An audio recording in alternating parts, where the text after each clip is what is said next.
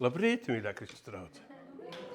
Prieks jūs sveicināt un patiešām, lai šajā vietā ikviena dvēsele, ikviena sirds un ik katrs prāts dod Dievam godu un pielūdz viņu mūsu kungu un radītāju un pestītāju, lai viņam ir gods ikvienā sirdī. Amen. Un mēs tik ļoti koncentrējamies uz to, ko Dievs mums dos. Bet ļoti maz koncentrējamies uz to, kā Dievs mani maina.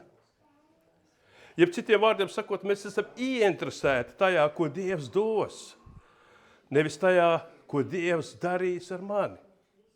Padomājiet kādu mirkli, vai tā ir? Cik daudz mēs saucam Dievu, lai viņš mums dod? Un cik daudz mēs uz viņu saucam, lai viņš mūs šķīstītu, tīrītu, maidītu, veidotu kā no māla, kausētu kā zeltu, lai šie sārņi atdalītos. Cik daudz mēs lūdzam pirmo un cik daudz mēs lūdzam otro? Šodien ir tāds populārs films par supervaroņiem. Un viņiem piemīt visādas pārdabiskas spējas. Ko tik viņi tur nevar ar acīm, ar rokām visu tur izdarīt, un visādi viņiem spēki ir. Bet vai Dievs mums dod pārdabiskas spējas? Un vai mēs to lietojam? Un vai mēs to lietosim, kad saņemsim? Es tiešām neesmu speciālists šajos supervaroņos, bet cik es esmu viņus redzējis? Kādos ekrānos es atceros, ka neskatoties uz šo pārdabisko spēku, kas viņiem piemīt,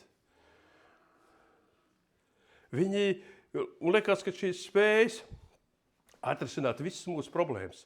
Ja mēs tā varētu kā viņi, bet viņiem vienalga ir jāpieliek piepūle,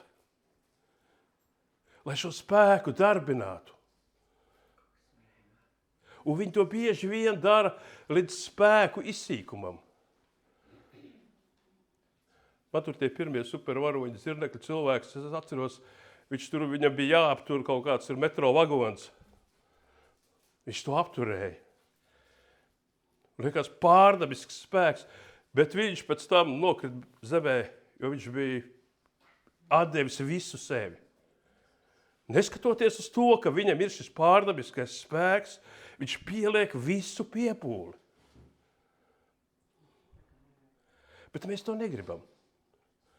Mēs gribam tikai Dievs izdari, Dievs dod. Mēs negribam iespringt. Tas, ko mēs gribam būt pasīvā lūdzēja formā. Dievs dari manā vietā. Bez Dieva dotās superspējas noliekam plauktā. Mēs tās netērēsim, mēs ietaupīsim. Cik arī galā tērējās droši vien. Lai mums ir. Un mēs lūdzam, lai Dievs izdara mūsu vietā. Un stādoties priekšā, ko Dievs domā uz tevi skatoties. Viņš tev dod. Bet tu to nelieto. Tu lūdzi, lai viņš to izdara. Un šodien es gribu runāt par vienu superspēju, kurai būtu radikāli jāmaina mūsu dzīves veids, kā mēs dzīvojam. Tai būtu jāpiedod mūsu dzīvē vēl nebijuši kvalitāti. Bet kā ir realitātē? Es runāju par spēju redzēt ar sirdi. Tā mēs to saucam.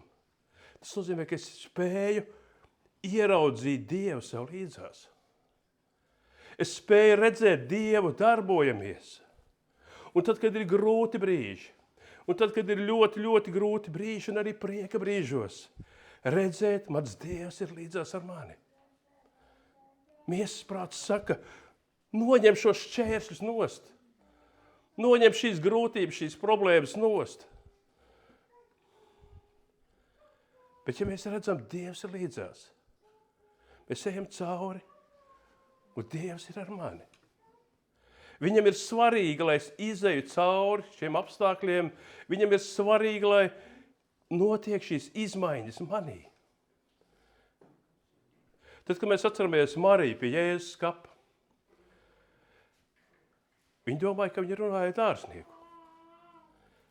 Bet tad, kā ir rakstīts, viņai atvērās acis.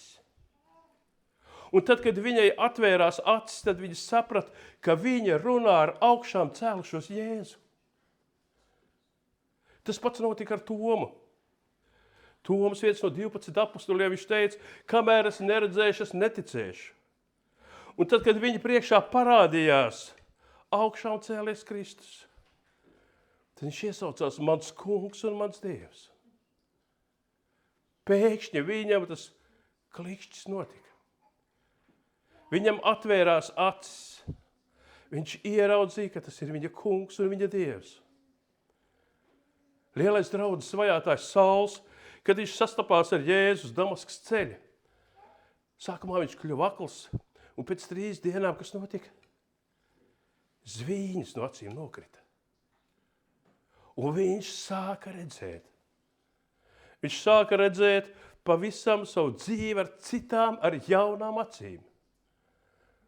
Tā ir tā superspēja, par kur es runāju. 3000 cilvēku. Pēc Pēters prediķa vienā dienā kļuva ticīgi. Apustuļi sludināja par augšām cēlušos Jēzu.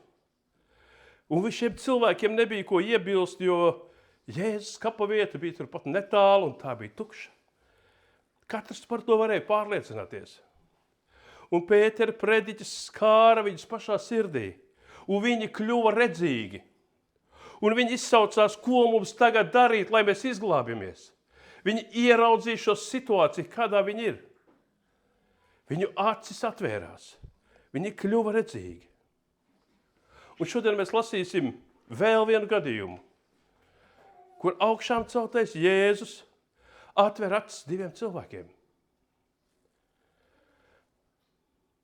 Un lasīsim no Lūkas evaņģēlija, no 24. nodaļas, no 13. panta. Un redzi, 2 no tiem gāja tai pašā dienā uz kādu pilsētiņu. Tā bija 60 stadijas no Jeruzālemes vārdā Emava. Un tie sarunājās par visām tām lietām, kas bija notikušas. Un gadījās, ka tie tā savā starpā runāja un apspriedās, arī pats Jēzus tiem tuvojās un gāja ar viņiem. Bet viņu acis tapa turētas, ka tie viņu nepazina. Tajā pašā dienā. Tas nozīmē, tā bija tā svētdiena, 3. diena pēc Jēzus krustā sišanas. Viņi gāja un viņi runāja par to, kas bija tajās dienās noticis.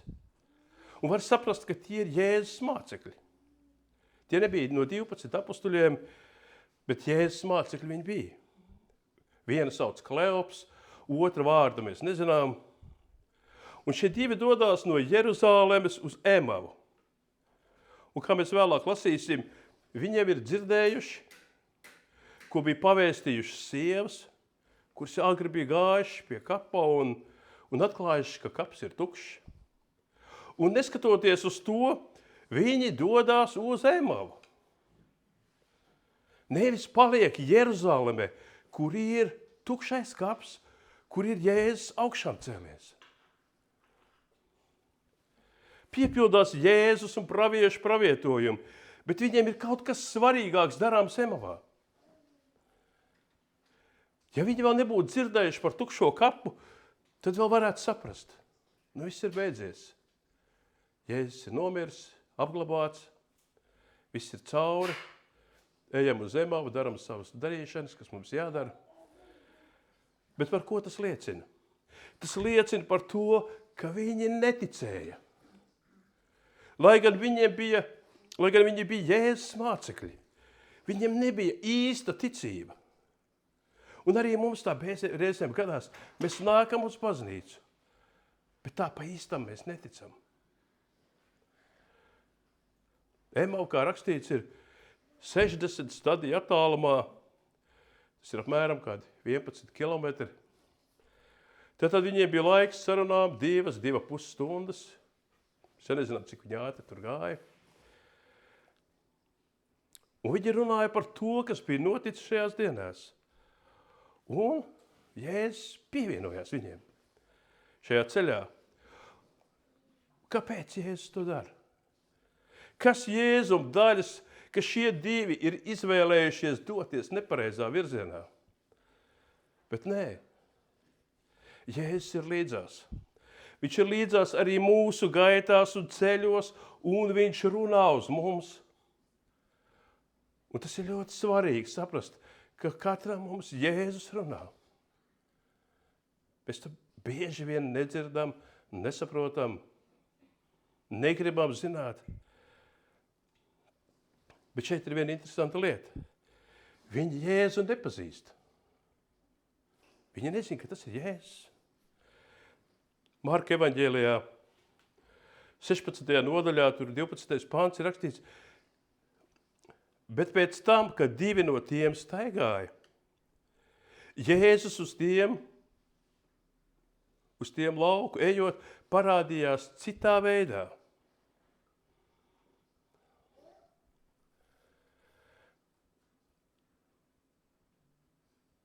Un Lūka raksta, ka viņu acis tika turētas. Ka viņi Jēzu nepazina. Dievs bija viņiem uzlicis tādu kā aklumu, lai skatoties uz Jēzu, viņi viņu neatpazītu. Bet kāpēc?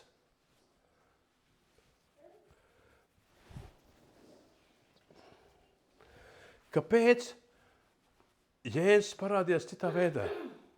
Kāpēc Jēzus aiztur šīs viņa acis, ka viņi neredz?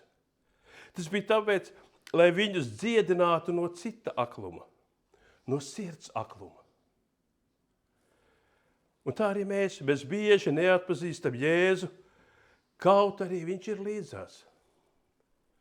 Tas pats notika ar Izraēlu kopumā. Kā rakstīts, viņš nāca pie savējiem, bet savējie viņu neatzina un nepazina, un tā ir arī vēl šodien. Un arī bieži kristiešiem Kristus ir turpat līdzās, bet viņi viņu neatpazīst. Viņiem liekas, ka viņi ir vieni. Kas mums ir svarīgi? Mums ir svarīgi atšķirt un izšķirt to, kas nāk no Kristus. Pat ja mēs viņu neredzam ar fiziskām acīm.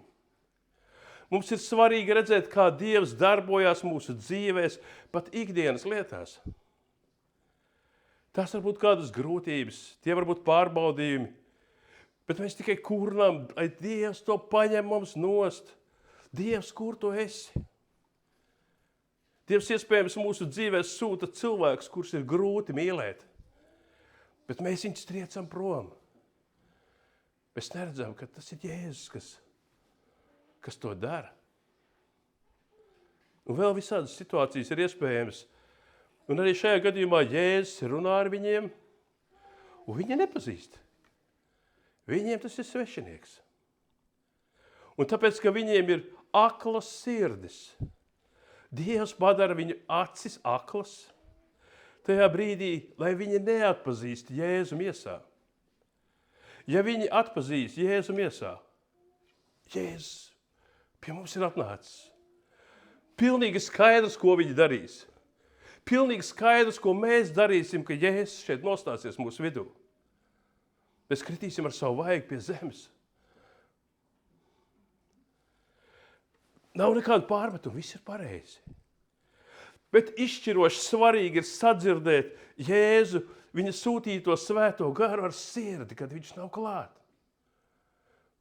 Tad, kad viņš ir fiziski šeit būtu, viss kārtībā. Bet mūsu sirds no tā netiek dziedināts. Jo mēs redzam ar fiziskām acīm. Mēs redzam un atbilstoši rīkojamies. Bet sirds joprojām ir akls, tās neredz un nedzird. Jēzus zina, ka viņš pēc 40 dienām dosies prom pie tēva, un līdz otrajai atnākšanai viņš vairs nebūs redzams. Tāpat arī mums ir jādzird svētais gars ar sirdi, jo Jēzus fiziski nav mūsu līdzās. Svētā gara vadība, tā ir jāklausās ar sirdi. Un lasīsim tālāk, tur Lūkas 24, no 17. panta. Un viņš tiem sacīja, kādas tās runas, ko jūs runājat savā starpā uz ceļa? Un viņi apstājās bēdu pilnām sirdīm. Tad viens vārdā Kleops atbildēja viņam sacīja, vai tu viens esi tāds svešinieks Jeruzalemē, kas nezina, kas šīs dienās tur noticis? Un viņš sacīja tiem, kas tad? Un tie viņam sacīja, tas ar Jēzu no Nāceretes, kas bija pravietis, varens darbos un vārdos Dievu un visas tautas priekšā, ka to mūsu augstie priesteri un virsnieki nodevuši pazudināšanai uz nāvi un viņu situši krustā. Bet mēs cerējām, ka viņš ir tas, kas Izraēlu atpestīs. Un turklāt šodien ir tieši 3. diena, kopš šīs lietas ir notikušas.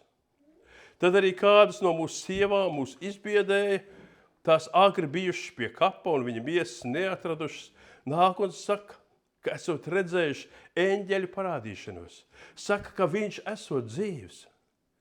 Un kādi no mums nogāja pie kapa un atrada, kā sievas sacīja, bet viņi paši tie neredzēja. Un tad viņš tiem sacīja, ak, jūs nesaprašas un sirdī kūtrie, ka jūs negribētu ticēt visu to, ko pravieši sludinājuši. Vai Kristum tā nebija jācieš un jāieiet savā godībā? Un iesākdams no Mūzes un visiem praviešiem, viņš tiem izskaidroja visus rakstus, kas par viņu rakstīti. Tātad šie mācekļi, bēdu sagrausti, kā mēs lasām, viņi pārunā šīs notikušās lietas. Viņiem pievienojās Jēzus un jautā, kas ir noticis. Un, protams, ka Jēzus ļoti labi zina, kas ir noticis. Viņš zina vēl labāk nekā šie mācekļi. Bet viņš nejautā, lai to uzzinātu. Viņš jautā tādēļ, lai uzzinātu, kā šo situāciju, kam tic šie mācekļi. Kāda ir viņa izpratne šajā lietā. Un viņi skaidro šim svešiniekam, un viņā nosauc Jēzu par pravieti. Nu jau skaidrs, ka Mesija viņš vairs nav. Jo, ja viņš būtu Mesija, tad viņš uzvarētu ienaidniekus un izdarītu visu, kas Mesijam bija jādara.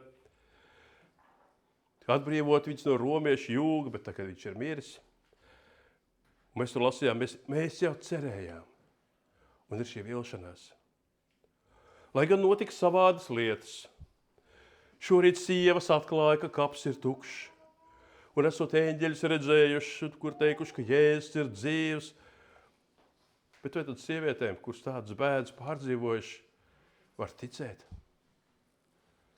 Jā, tur arī kādi vīri, brāļi tur pārliecinājās par to, un tomēr varianti visādi. Kāds varbūt ir nozadzis Jēzus miesas, varbūt vēl kas cits, bet augšām celšanās iespēja tādi pat netiek pieļauta. Viss ir beidzies, vienalga. Un tad Jēzus viņam saka, ak, jūs nesaprašas un sirdī kūtrie, ka jūs negribat ticēt visu, ko pravieši sludinājuši. Vai Kristum tā nebija jācieš un jāieiet savā godībā? Šie mācekļi neticēja. Viņi nesaprata. Viņi savās sirdīs bija lēni un kūtri. Arī mēs bieži esam lēni un kūtri savās sirdīs, lai pieņemtu lēmumus. Mēs jau vilcinamies. Un tā ir mūsu problēma, ka mēs neticam. Un tāpēc, ka mēs savās sirdīs nedzirdam Kristu runājam. Un ar savām sirdīm neredzam Kristu.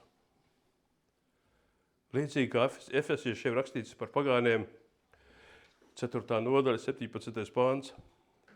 Kā pagāni dzīvo savas sirdsprāta tukšībā, savas nezināšanas dēļ un sirds apcietinātības dēļ, aptumšojušies savā sapratnē un atsvešinājušies dzīvībai, kas no Dieva.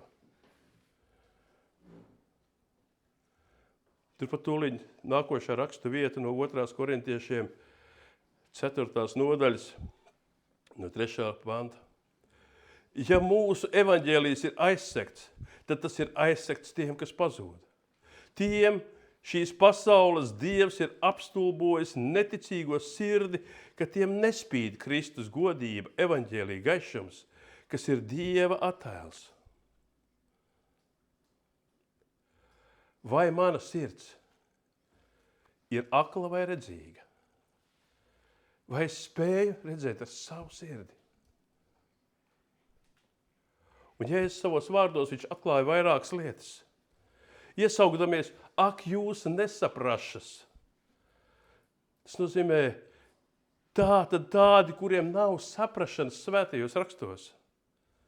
Un tāpēc Jēzus pēc tam viņiem to skaidros. Nesaprašas, kuri nav sapratuši, kam, kāpēc un kā bija jānotiek ar gaidāmo Mesiju. Jūs to neesat sapratuši. Ka, lai cilvēki varētu ieiet debesu valstībā, viņiem bija jābūt atbrīvotiem no grēka varas. Un to viņš varēja izdarot tikai atdodot savu dzīvību par mums, nomirstot par mūsu grēkiem pie krusta. Sirdī kūtrie, jeb neizlēmīgie, sirds nereaģē uz patiesību tik ātri, kā vajadzētu. Šie mācekļi noteikti bija dzirdējuši, ka Jēzus runāja par to, ka viņiem ir jāmirst, un kā jāmirst, un visādas detaļas. Jēzus min, un ne tikai tas vien, bet šie mācekļi. Sievas šorīt atklāja, ka kaps ir tukšs. Liecība no eņģeļiem, ka Jēzus ir dzīvs, un tomēr. Jau sen vajadzēja izdarīt šo ticības soli, bet viņi velka garumā, kaut ko domā. Dažiem tā domājot un baidoties, paiet visa dzīve, un viņi arī nespēja izdarīt šo lēmumu savā dzīvē. Likt kāju šaurā ceļa, sekot Jēzum. Tā ir sirds aklas sirds pazīme. Lūdziet, lai Dievs jūs nostiprina izlēmībā un drosmē. Vēl ko Jēzus saka, jūs negribat ticēt visam, kas ir pravietots un rakstīts rakstos. Tā ir tikai daļēja ticība. Nepilna. Viņi ticēja, ka Mesijam ir jānāk, bet neticēja, ka Mesija būs atraidīts, nicināts un nodots nāvei. Viņi ticēja tam, kam viņi gribēja ticēt. Viņi gribēja ticēt, ka Mesija nāks un iecels tūliņ jaunu pasaules kārtību. Viņi ticēja tam, kam ir ērti ticēt, bet ne visam, kas ir rakstīts. Ja vecās derības upuru pienešana, tā norādīja uz Jēzus upuri. Tādā veidā Mūzes un citi pravieši runāja par Kristus nāvi cilvēku grēku dēļ. Un Jēzus saka, vai tad Kristum tā nebija jācieš un tā nebija jāieiet savā godībā? Tieši tā arī bija. Viss notiek pēc rakstiem. Bet mēs cerējām un vilšanās. Nenotika tā, kā mēs cerējām, bet notika tā, kā bija rakstīts. Mēs varam pārbaudīt savas sirdis, vai tās nav nesaprātīgas un nezinošas svētajos rakstos, vai tās nav kūtras un neizlēmīgas, varbūt tās negrib un atsakās ticēt visam, bet tic tikai izlases kārtībā. Tic tikai tam, kas man ir ērti un to, ko es gribu. Bet to, ko es negribu, tas tur, tur tā kaut kā. Varbūt mana sirds nesaprot evaņģēliju. Ka Jēzum bija jāmirst par maniem grēkiem, lai es tāpat kā viņš tika uzmodināts svētā gara spēkā un augšām celtos un iemantot mūžīgo dzīvību. Un kā tad Jēzus ārstē šo divu mācekļu nesaprātīgās un kūtrās sirdis? Mēs tur lasām Lūkas 24, 27. Un iesākdams no Mūzes un visiem praviešiem, viņš tiem izskaidroja visus rakstus, kas par viņu ir rakstīti. Vēl viens iemesls, kāpēc sirds ir un paliek akla, ja tā mīl grēku. Jāņa evaņģēlijas 3. nodaļa no 19. panta. Bet šī ir tā tiesa, ka gaisma ir nākusi pasaulē, bet cilvēkiem tumsība ir bijusi mīļāka par gaismu. Tāpēc, ka viņu darbi bija ļauni. Jo ik viens, kas dara ļaunu, ienīst gaismu un nenāk pie gaismas, lai viņa darbi netiktu atklāti. Mīlestība uz grēku un vēlme dzīvot tā, kā tev ir ērti, bet ne pēc Dieva gribas.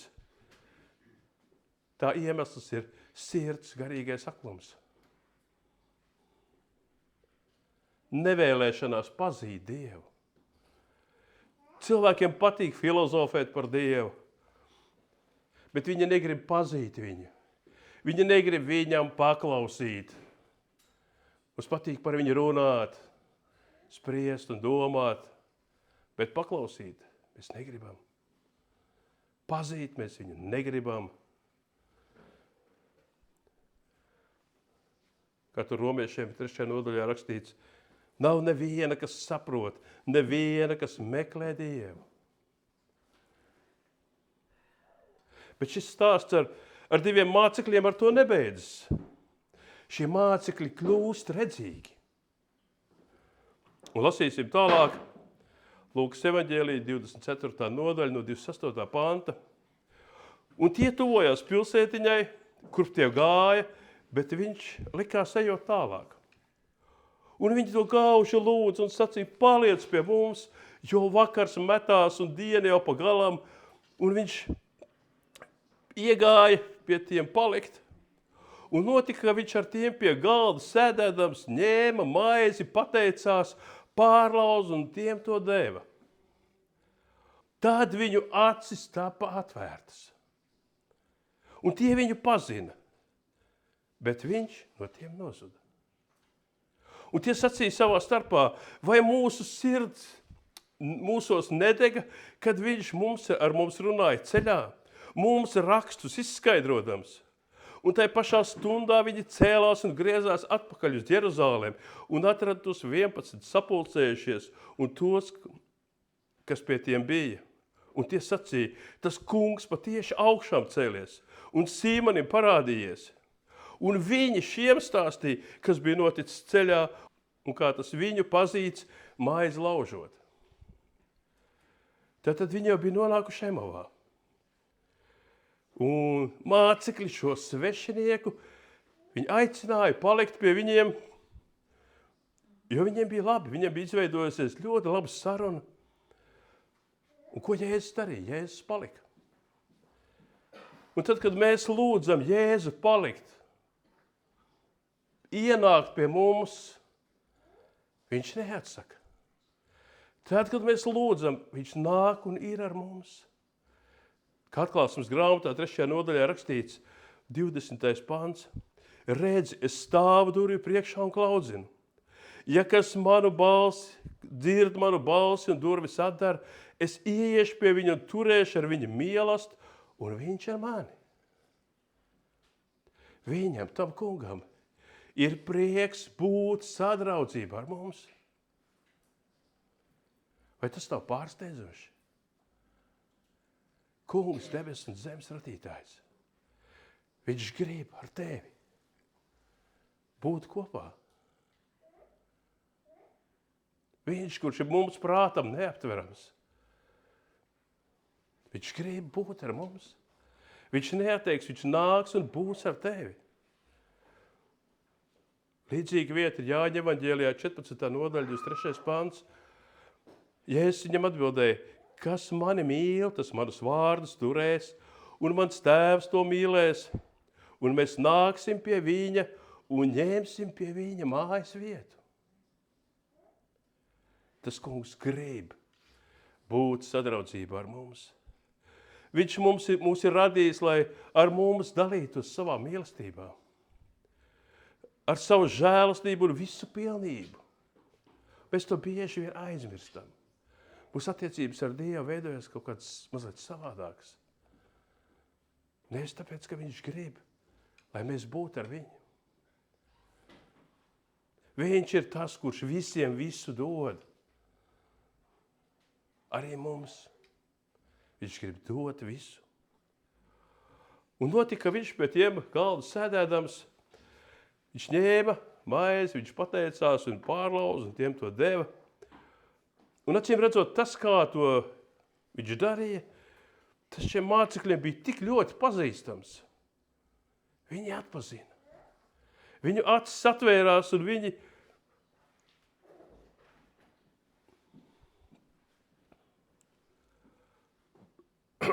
Jēzu atpazina, viņu acis tapa atvērtas, tie viņu pazina, bet viņš no tiem nozuda.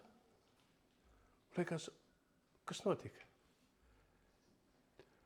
Pavadot šo vakaru kopā ar Jēzu, viņu acis līdz tam bija padarītas aklas.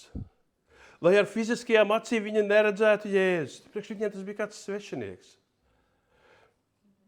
Un caur šīm sarunām, caur šīm šo maizes laušanu atvērās viņu sirdis.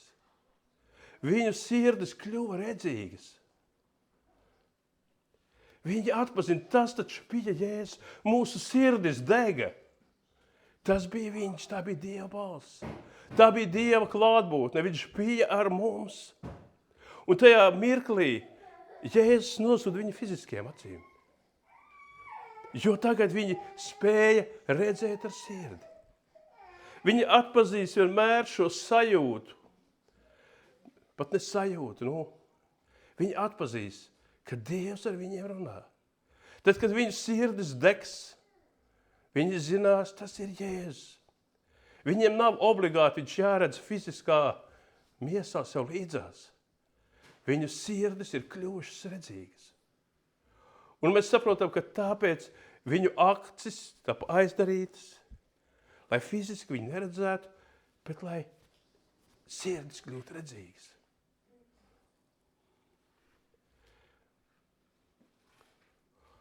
Un to dara Dievs. Sākumā mēs lasījām, ka viņa acis tika turētas. Un šeit beigās mēs lasām, un viņa acis tapa atvērtas.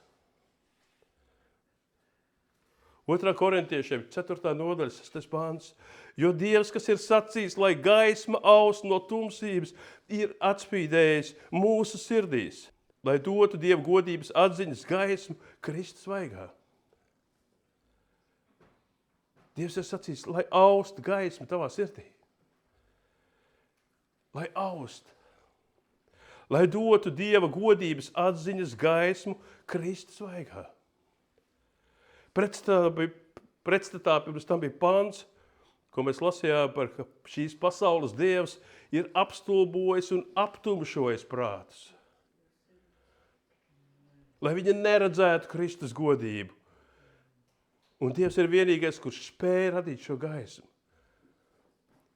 Kristus aust mūsu sirdīs. Mūsu sirdis kļūst redzīgas.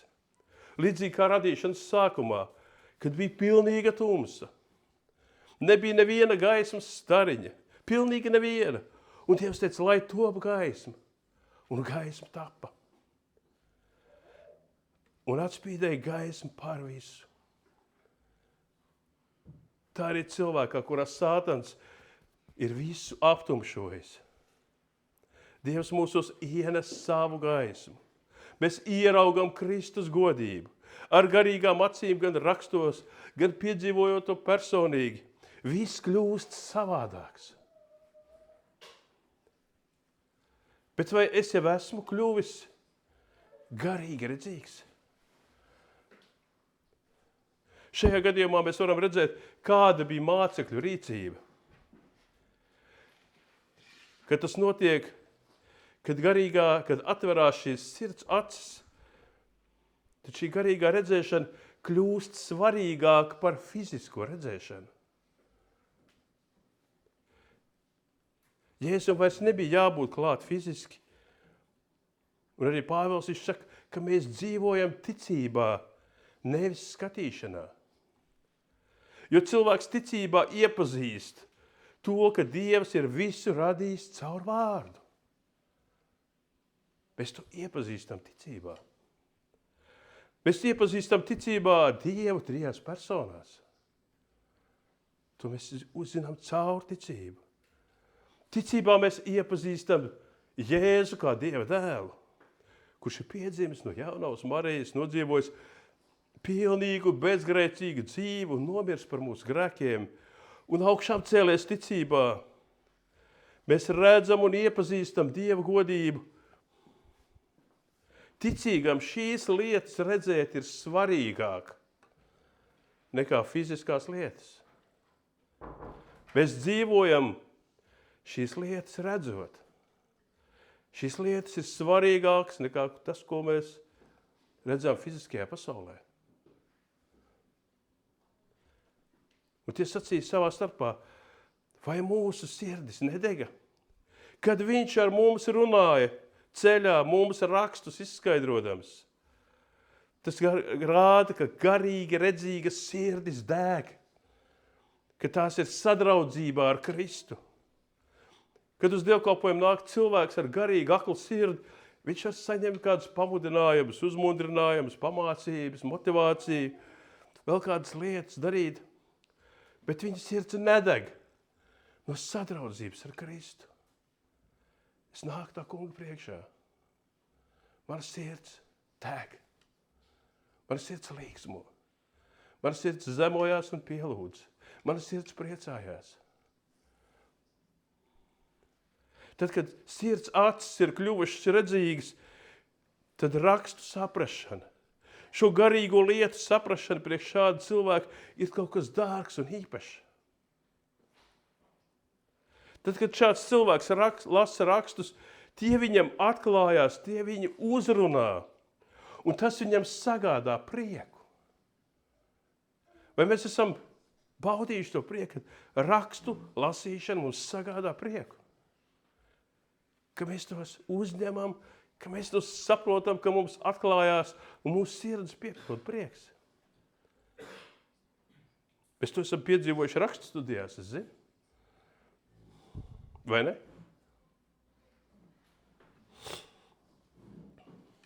Cilvēkam mainās prioritātes. Ko viņi dara? Ir rakstīts, un tajā pašā stundā viņi cēlās un griezās atpakaļ uz Jeruzalem un atrada tos 11 sapulcējušos un tos, kas tiem bija. Ko viņi darīja pirms tam? Viņiem bija kaut kas šausmīgi svarīgs darāms Emavā. Viņi gāja uz Emavu. Viņi aizgāja uz Emavu. Vai viņi tur izdarīja to, pēc kā viņi tur gāja? Es saprotu, ka nē. Viņi bija tikai aizgājuši. Viņi bija ieaicinājuši Jēzu, lai paliek pie viņiem. Un ir skaidrs, ka viņi nedarīja to, ko viņi darīja, kas bija jādara Emavā. Bet tas, ko viņi piedzīvoja, bija kaut kas tāds, ka viņi tūlīt tai pašā stundā, tas jau visticamāk, ko mēs saprotam pēc teksta, bija vakars, jo viņi aicina Jēzu iekšā, jo ir jau vēls, kad ir jau vakars nāc, paliec pie mums. Tas jau bija vakars. Ko viņi darīja? Viņi griezās atpakaļ un gāja uz Jeruzalem pie mācekļiem.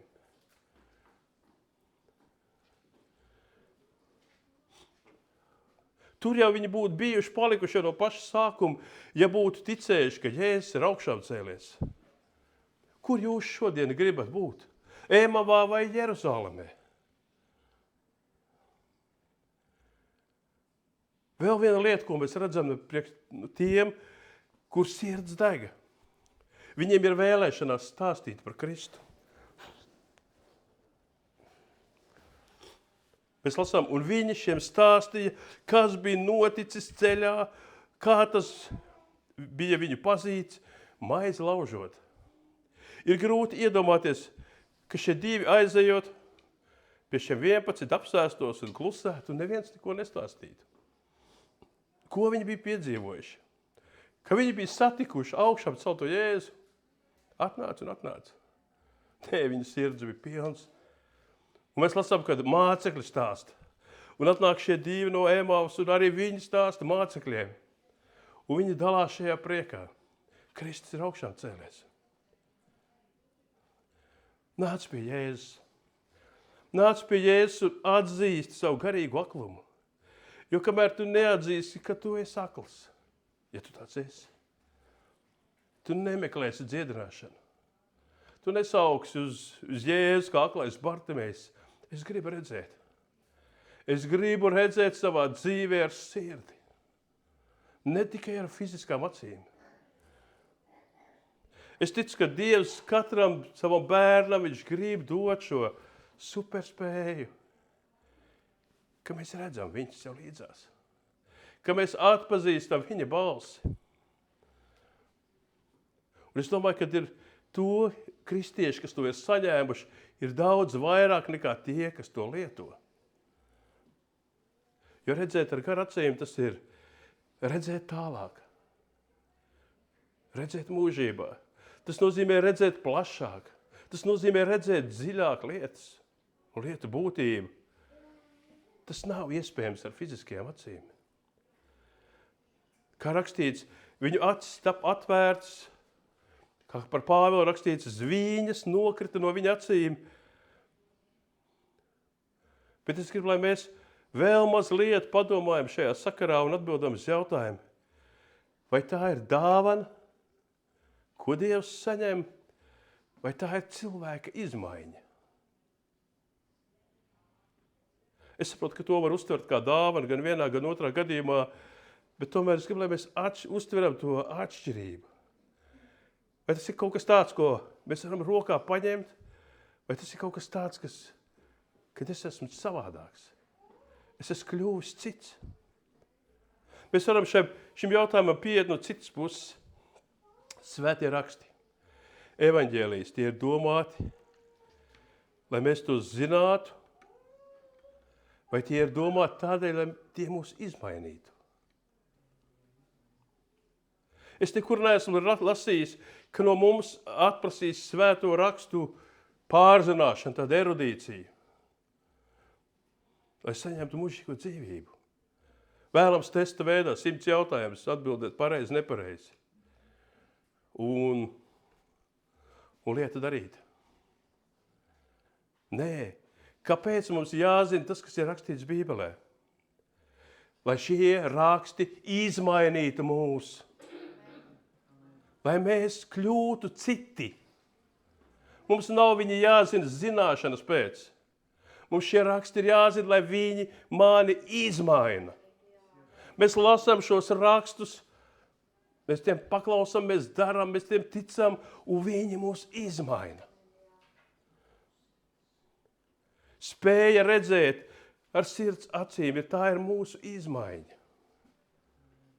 2. korintiešiem, tur Pāvils raksta 5. nodaļā, 17. pants, tādēļ, ja kas ir Kristū, tas ir jauns radījums, kas bijis ir pagājis, redzi, viss ir tapis jauns. Mēs bieži vien savas attiecības ar Dievu mēram pēc tā, ko Dievs man ir devis. Vai viņš man ir svētījis ar darbu, vai viņš man ir svētījis ar ģimeni, vai viņš ir svētījis vēl kādām lietām, vēl un vēl. Bet tās nav noteicošās lietas, ar kurām mēs varam spriest, cik tuvu mēs esam Dievam.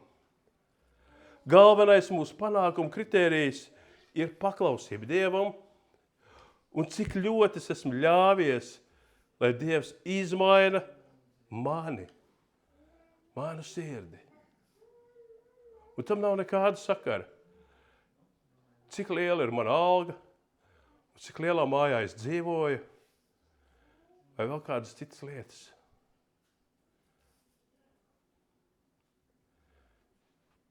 Mani panākumi Dievā ir tas, cik es esmu mainījies. 2. korintiešiem 3. nodaļa 18. pants. Bet mēs visi atsaktām sejām, Dieva godība redzēdam kā spogulī, topam pārvērsti viņa paša līdzībā no spožuma uz spožumu. To dara tā kunga gars. Mēs tiekam pārvērsti. Kas ir pārvērsti? Tās ir izmaiņas. Mēs tiekam mainīti. Ar atsaktām sejām Dieva godību redzēdam kā spogulī. Mēs tiekam pārvērsti no spožuma uz spožumu. Viņa līdzībā. Tas ir tas, kas mums jādara. Tas ir tas, kam ir jānotiek mūsu dzīvēs. Lūk, kas ir vissvarīgākais mūsu dzīvē. Mēs esam pārņemti pārāk ar to, lai Dievs kārtotu mūsu dzīvošanu. Mēs esam pārāk nodarbināti, lai atļautu Dievam sakārtot mūsu sirdi un prātu. Es pavisam drieši varu teikt, ka Dieva prioritāte nav sakārtot mūsu laicīgo dzīvošanu. Un bieži vien viņš mūsu nesakārtoto laicīgo dzīvošanu, šīs problēmas izmanto, lai mainītu mūsu. Dieva prioritāte ir jauns radījums Kristū. Vai es esmu jauns radījums Kristū? Tas ir nopietns jautājums katram pašam priekš sevis. Vai es redzu sevī izmaiņas? Vai es topu pārvērsts viņa līdzībā no spožuma uz spožumu? Vai šis process manī notiek? Citā rakstu vietā ir rakstīts, iesakņojieties Kristū. Vai tas notiek manā dzīvē? Cik saknītes es esmu izlaidis pēdējās nedēļas laikā? Kristū, dziļāk, vairāk. Vai mēnešu laikā? Vai varbūt no kristība dienas? Nekas manī nav mainījies. Nokristījos un nokristījos, tā arī dzīvoju, man ir labi. Iesakņojieties. Mainieties no spožuma uz spožumu. Bet varbūt nekas manī nav nokustējies. Es dzīvoju ar devīzi, man ar Dievu viss ir kārtībā. Viss ir izdarīts, viss ir ķeksīšies, savilkti. Bet izmaiņas manā sirdī nav. Dievs jau līdzās šajā grēku pilnajā pasaulē es neredzu. Es jūtos viens, es kurnu uz Dievu, kur tad tu esi, kāpēc tu nedari. Man sirds nemainās. Kas manā dzīvē ir mainījies? Kas ir mainījies tavā dzīvē? Vai es varu liecināt, kad es cīnos sevī, lai paklausītu Dievam? Un man ir uzvara. Vai es cīnos šīs garīgās cīņas? Vai man ir šī uzvara? Varbūt tā ir maziņa, pussolītes, es tādu 5 mm garu saknītes, es ielaidus vairāk Kristū. Liekas, tas ir tik maz, kāda tam jēga. Tā ir liela uzvara tavā dzīvē. Jo uzvaras garīgajā pasaulē viņas nāk ļoti smagi. Viņas nāk ļoti smagi. Un tās mēs varam izcīnīt tikai ticot uz Dievu. Viņa spēkā, ar viņa palīdzību. Un tā ir, miljonus reizes lielāka uzvara, nekā ja tavā dzīvē nenotiek nekādas pārvērtības.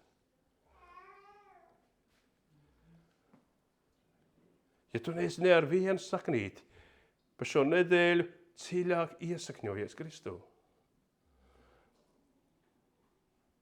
Līdzīgi kā Pāvils Galatiešiem, viņš raksta, kas jūs ir apmājis vai apbūris, ka lūkoties uz Kristu un tik pārvērst no viņa līdzībā vairs nav svarīgi.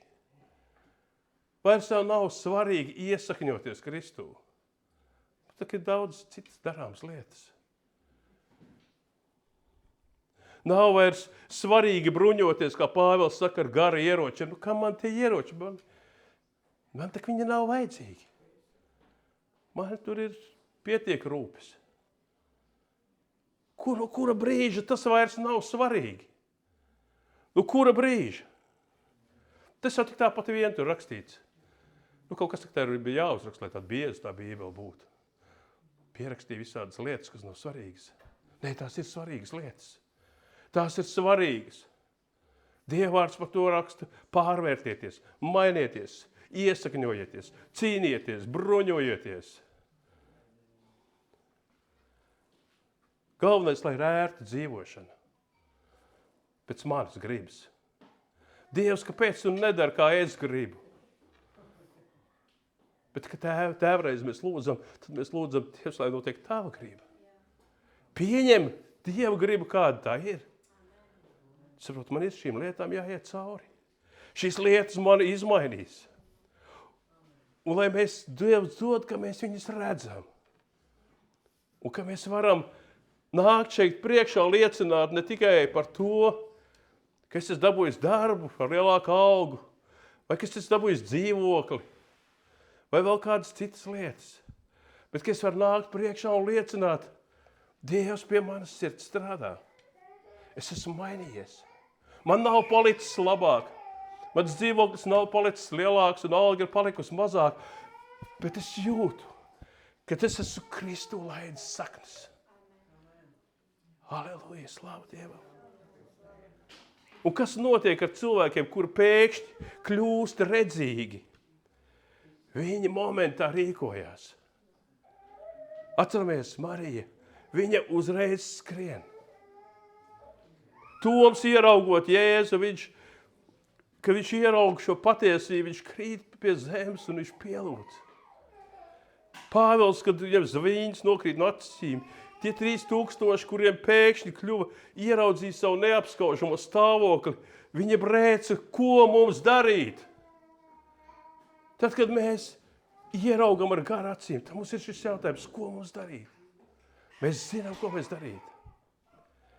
Viņi neteica, nu tad ar 1. janvāru tad mēs sāksim. Nu tagad ir pavasaris, nu mūsu vēl gadrīz lielākā daļa gads. Nē, tas, ko viņi ieraudzīja, viņiem lika rīkoties momentā. Tad, kad mūsu garīgās acis atver, mēs negribam kavēties. Mēs negribam atlikt līdz no rīta sākt. Mēs sākam tagad. Tad, kad šie mācekļi Emavā ieraudzīja nakts vidū, viņi negaidīja, nu tad rītā iesim tad uz to Jeruzalemi apakaļ. Nē, naktī viņi rakstīts, ka viņi tūliņ gāja atpakaļ uz Jeruzalemi. Momentā. Viņi negaidīja rītdienu. Viņi neteica, rīts gudrāks par vakaru, nu tad izdomāsim, ko tad mēs darīsim. Nu, redzējām Jēzu. Jā, runājas mums, bija labi. Nu, ejam gulēt, un tad rīt izštukosim. Nē, viņiem tiešām sirds deg. Viņi rīkojās tūlīt. Kā ir ar tevi? Vai tev vajag, lai šis zvīņas nokrīt no tavām acīm?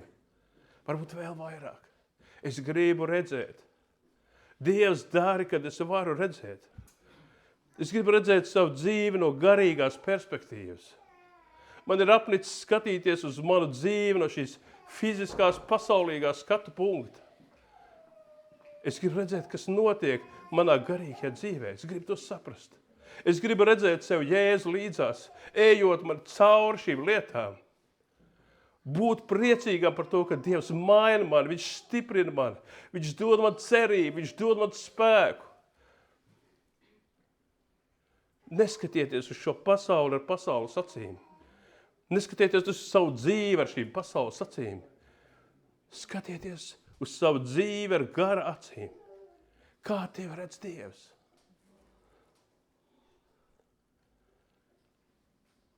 Mēs bieži baidamies. Kā Jēzus tur teica mācekļiem, stirdī kūtrē, vilcinamies. Jo mēs zinām, mēs ieraudzīsim savu dzīvi ar garu acīm, man nāksies mainīties. Man mainīsies prioritātes, bet es negribu. Es gribu pa vecam. Es gribu tā, kā es esmu ieradis. Bet ir jāsaprot šī lieta. Tad, kad tas notiek, tad jau es par to vairs nedomāju. Tad jau es redzu. Tad jau es redzu, un tad es gribu darīt. Es gribu iet. Es gribu sekot. Es gribu mācīties. Es gribu piedzīvot. Es gribu atdot savu dzīvi. Es gribu sekot Jēzum. Un tas ir, jo mums ir jāmainās. Jo mēs esam aicināti ar svētu aicinājumu. Svētai dzīvei. Dievs mūs ir aicinājis. Un Dievs dod mums šo spēju, un es ticu, ka viņš neliedz nevienam, kas to lūdz.